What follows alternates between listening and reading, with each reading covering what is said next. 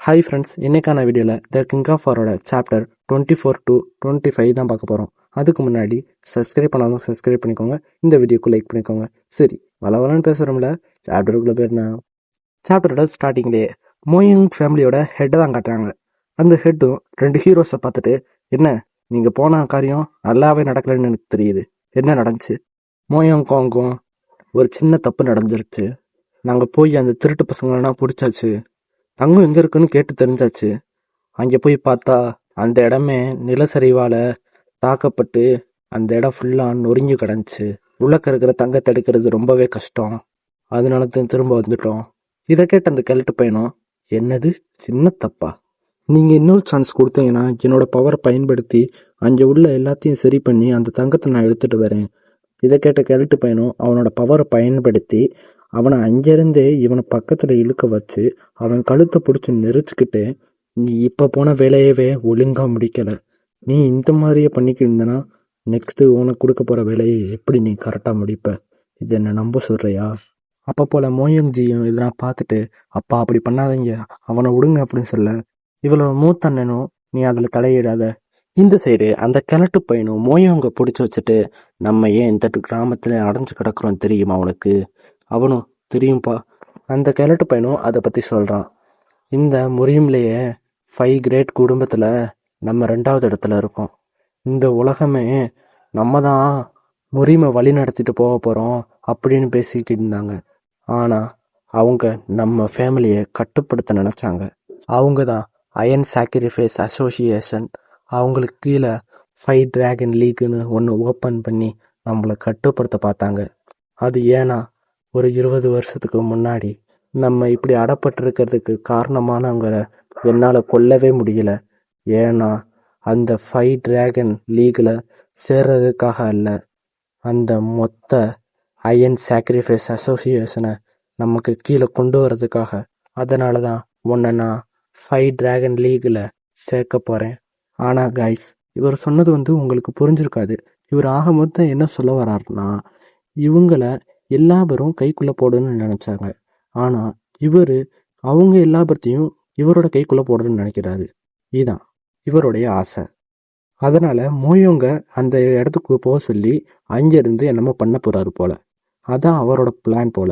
சரி, போக போக என்னன்னு பார்க்கலாம். இந்த சைடு அவரும் மயன் கூட பார்க்காம ரப்புன்னு கல்லிலே அடிச்சு, முன்னாடி என்ன தெரியுது? அதுவா? அதுதான் வடக்கு ரிச் குகை. இதை கேட்ட கிழட்டு பையனும், நீ கரெக்டாக தான் சொல்லியிருக்க, அது வடக்கு ரிச் குகை தான். அங்கே உள்ளதை பயன்படுத்தி தான் அந்த 5 டிராகன் லீகை அழிக்க முடியும். அதுக்காக அந்த தங்கம் எனக்கு முக்கியமாக தேவைப்பட்டுச்சு. நான் இதை 20 வருஷமா கரெக்டா ஐடியா பண்ணிக்கிட்டு இருக்கேன். இதை நீ அசால்ட்டா இப்படி பண்ணிட்டு என் முன்னாடி நிக்கிறியா? என்னை மன்னிச்சிருங்கப்பா அப்படின்னு அவனும் அந்த ஸ்டேஜில் கேட்க, இதெல்லாம் பார்த்த பெரிய அண்ணனும் முன்னாடி வந்துட்டு, அப்பா நீங்க கொஞ்சம் கோபத்தை அடக்குங்க, அவன் கூடிய சீக்கிரத்துல இதை நான் புரிஞ்சுக்குவான். இவரும் பின்னாடி திரும்பிட்டு அவனை பார்க்க, அவனும், அப்பா நீங்க கவலையே படாதீங்க, என்கிட்ட ஒரு ஐடியா இருக்கு, நான் அந்த தங்கத்தை உங்களுக்கு எடுத்து கொடுக்குறேன். இப்போ ஒரு ஆயுதத்தை காட்டுவாங்க.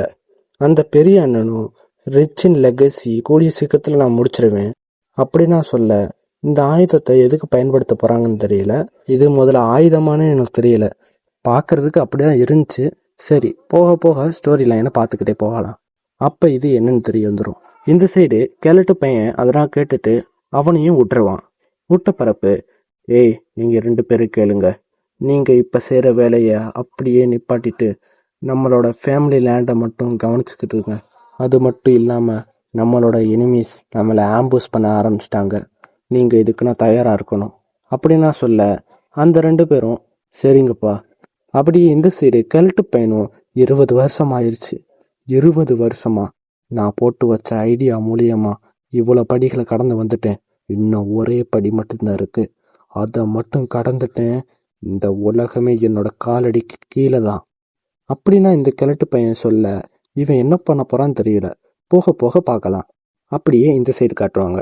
நம்ம ஹீரோவும் தூங்கிக்கிட்டு இருக்கும் போது அவன் பழைய நினைவுகள்லாம் அவனுக்கு கனவா வர, சியோக்கு மலையில இருந்து கீழே விழுந்தது, அவன் சிஸ்டரை கடத்திட்டு போனது, அந்த மூஞ்சில தழும்பு விழுந்தவனும் ஹீரோவை அட்டாக் பண்ணி அந்த மரத்துல கட்டி வச்சது, அதனால் நாகம் வர, இவனும் தூக்கத்துலேருந்து எழுந்திரிச்சிருவான். அப்போ போல ஹீரோவுக்கு பின்னாடி நிறைய பேர் வந்து நிற்பாங்க. ஹீரோவும் பின்னாடி திரும்பி பார்க்க அங்கே ஒரு ஆளும் வணக்கம் வச்சுட்டு, நீங்கள் ரெஸ்ட் எடுத்துக்கிட்டீங்களா? உங்களை டிஸ்டர்ப் பண்ணதுக்கு என்னை மன்னிச்சுக்கோங்க. நாங்கள் எல்லா பேரும் அயன் ஹார்ஸை சேர்ந்தவங்க. பீரோவிலிருந்து நாங்கள் எல்லா பேரும் வந்திருக்கோம். என்னோட பேர் மேக் ஹோயோ அப்படின்னு அவனை பற்றி அவன் இன்ட்ரடியூஸ் பண்ணிக்குவான். பீரோக்குன்னா அதுவும் ஒரு சிட்டி. அந்த இடத்துல இருந்து தான் இந்த ஆளுங்கன்னா வந்திருக்காங்க போல. அது மட்டும் இல்லாமல் மோயோங் ஃபேமிலியில் மூத்த அண்ணன் இருந்திருப்பான்ல, அவன் வந்து அவங்க அப்பாட்ட தங்கத்தை திரும்ப எடுக்கணும்னு சொல்லியிருந்தான் பார்த்தீங்களா? அதை வந்து எப்படி நான் எடுக்க போகிறானா, இந்த டீமை பயன்படுத்தி தான் அந்த தங்கத்தை இவன் எடுக்க போகிறான். அப்படியே இந்த சைடு இவங்க எல்லா பேரும் ஹீரோட்ட, நாங்கள் காலையில் வரைக்கும் இங்கே இருந்துக்கிறோம், உங்களால் அனுமதிக்க முடியுமா? ஹீரோவும் அதனால் கேட்டுட்டு, இந்த இடம் வந்து யாருக்கும் சொந்தம் இல்லை, அதனால் இங்கே யார் வேணால் தங்கிக்கலாம், தாராளமாக நீங்கள் தங்கிக்கோங்க. அதனால் கேட்டுட்டு அவங்களும் அந்த இடத்துல இருந்துடுறாங்க. அப்போ போல் அந்த டீமை வழி நடத்திட்டு வந்தவன் ஹீரோவை பார்த்துட்டு, உன்னைய பார்க்க ட்ராவலர் மாதிரி தெரியுது, இந்த முறையில் நீ நிறைய இடத்த சுற்றி பார்த்துருப்பல, எனக்கு உன்னை பார்க்கும்போது ரொம்பவே பொறாமையாக இருக்குது, எனக்கும் இந்த மாதிரி முறிமை சுற்றி பார்க்கணுன்னு ஆசை. ஹீரோவும் அதெல்லாம் கேட்டுட்டு, என்னது நான் சின்ன பையனா? எனக்கு இப்போ 26 வயசு ஆகுது. என்னது, உனக்கு 26 வயசு தானா? அப்பனா நீ எனக்கு 1 வயசு இல்லை 2 வயசு கீழே உள்ளவன். இப்படி இன்மெச்சூர்டா நடந்ததுக்கு என்னை மன்னிச்சுக்கோ. கைஸ், இந்த ஆள் வந்து ஹீரோவை இவனோட ரொம்ப சின்ன பையன் நினச்சிருப்பான் போல. ஒரு 19 வயசோ இல்லை 20 வயசோன்னு நினச்சிருப்பான் போல. ஏன்னா நானே அப்படி தான் நினச்சிக்கிட்டேன். இந்த சைடு ஹீரோவும் அதெல்லாம் கேட்டுட்டு, இதுக்குன்னு ஏன் சாரி கேட்குறீங்க, பரவாயில்ல. அந்த டீம் கேப்டனோட பிரதரும் இதெல்லாம் பார்த்துட்டு ஹீரோட்ட, மன்னிச்சிருங்க, அவர் எப்பவும் இப்படி தான் ஃபன்னியாக பேசிக்கிட்டு இருப்பாப்ல, சரி இந்த ஃபுட்டை சாப்பிடுங்க. ஹீரோவும் அந்த சாப்பாடை வாங்கிட்டு நன்றின்னு சொல்கிறான். அப்படியே சாப்பிட்டுக்கிட்டு இருக்கும்போது ஹீரோவும், நீங்கள் வந்து சென்னியாவுக்கு போகிறேன்னு சொன்னீங்க, அது வந்து மோயங் ஃபேமிலியை சந்திக்க போகிறீங்களா அப்படின்னு கேட்க, இதை கேட்ட டீம் கேப்டனும், நாங்கள் உங்களுக்கு கடமைப்பட்டு இருந்தாலும் எங்களை மன்னிச்சுக்கோங்க, இது எங்களால் சொல்ல முடியாது, இப்படி நாங்கள் வாடிக்கையாளரோட டீட்டெயிலை பற்றி எப்பவும் சொல்லக்கூடாது, இது எங்கள் அசோசியேஷனை பாதிக்கும், எங்களுடைய அசோசியேஷனு ஏதோ தானான்னு போயிட்டுருக்கு, இப்படின்னா வேலை பார்த்துக்கிட்டு இருந்தால் மொத்தமாக கவுர வாய்ப்பு இருக்குது, இப்படி சொன்னதுன்னா கஸ்டமருக்கு தெரிஞ்சு போய் அவங்களுடைய நம்பிக்கையை நாங்கள் உடச்சிட்டா எங்களால் உயிர் வாழ முடியாது. ஹீரோவும் அதை நான் கேட்டுட்டு, எனக்கு புரியுது, சாரி நான் கேட்டதுக்கு. ஹீரோவை பார்த்துட்டு, நீங்கள் வந்து சென்னியாவுக்கு போகிறேன்னு தான் சொன்னீங்க. ஹீரோவும், ஆமாம், அங்கே நான் தெரிஞ்சுக்க வேண்டிய ஒரு விஷயம் இருக்குது.